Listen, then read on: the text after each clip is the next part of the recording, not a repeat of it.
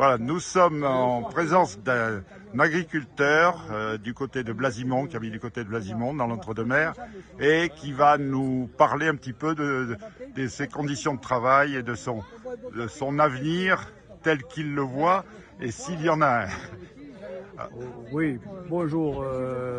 Donc les conditions de travail sont à peu près les mêmes que tous les agriculteurs, éleveurs et céréaliers, sont pénibles et contraignantes. D'autant plus que les contrôles, tous les paperasses sont de plus en plus compliqués et de plus en plus lourds. Donc après l'avenir par lui-même de la profession est compliqué de lutter contre les gros producteurs, soit de volailles, soit de porcs, qui ont des tarifs différents des nôtres. En tant qu'éleveur fermier, notre coût de revient est trop élevé dans tous les sens. L'électricité, le gasoil le génèrent, et les assurances, les charges MSA, tout ce complément cette addition de charges fait qu'on ne peut pas lutter contre cette production industrielle de viande, sans compter les viandes qui viennent de l'étranger, qui sont à bas prix. On ne sait pas ce qu'on mange.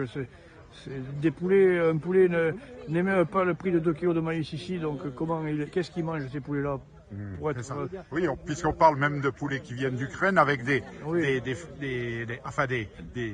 installations des prix qui font 72 hectares de volailles. Donc c'est vraiment de la concentration. La concentration, des élevages concentrationnaires. Et avec des aliments, on ne sait pas ce qu'ils mangent vraiment. Voilà. Quand même. Après on met ça dans les étals des supermarchés, les gens achètent. Ouais. C'est pas cher, c'est sûr. Alors est-ce que vous ne pensez pas que justement la solution de fond pour sauver notre agriculture, ça serait justement la démondialisation, oui. Et ce qu'on appelle l'exception agriculturelle, compte tenu nos artistes français pour leur activité culturelle. Est-ce que ça serait pas ça la solution? La solution, c'est sûr que la mondialisation a tout tué. Après, produire localement, c'est faisable. Le coût est plus élevé si on fait du fermier dans tous les domaines.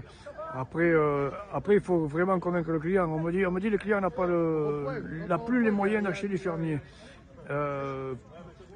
C'est peut-être vrai, mais le client est quand même un des facteurs responsables des façons de consommer. Ouais. Si j'avais 10 fois plus de clients, j'aurais 10 fois plus de production, évidemment. Et on pourrait maintenir des prix le plus bas possible. Que là, tous les clients fuient vers la grande distribution.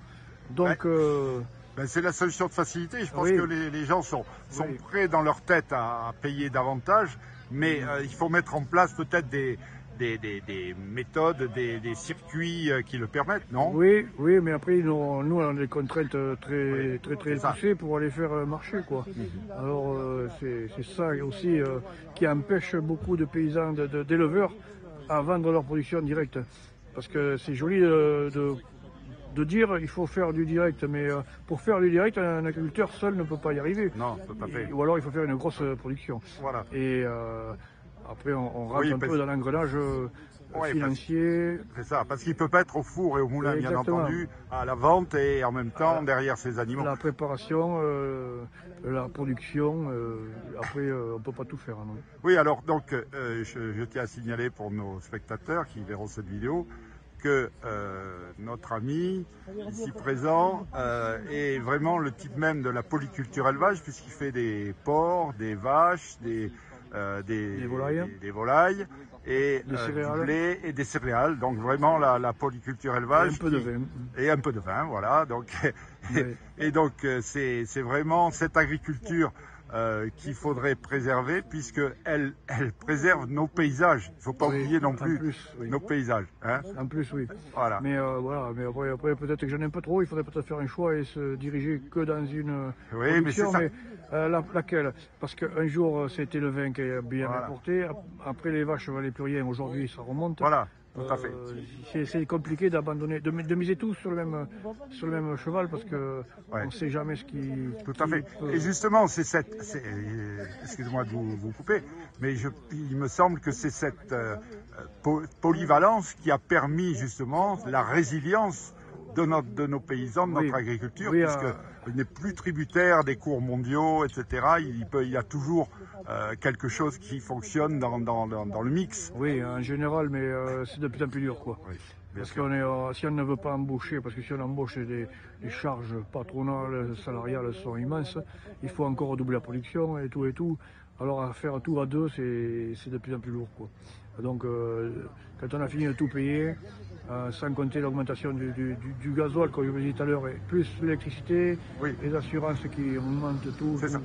Mais est-ce que le piège justement dans cette manifestation, ça ne serait pas justement de se concentrer sur des choses annexes, annexes importantes certes, mais comme le gasoil, et d'oublier justement les causes les causes de vos malheurs, hein. Donc, oui, voilà. On pourrait, mais après, si on n'obtenait qu'une réduction du GNR, il faudrait refaire une manifestation plus tard pour obtenir une baisse de charge supplémentaire dans un autre domaine, quoi.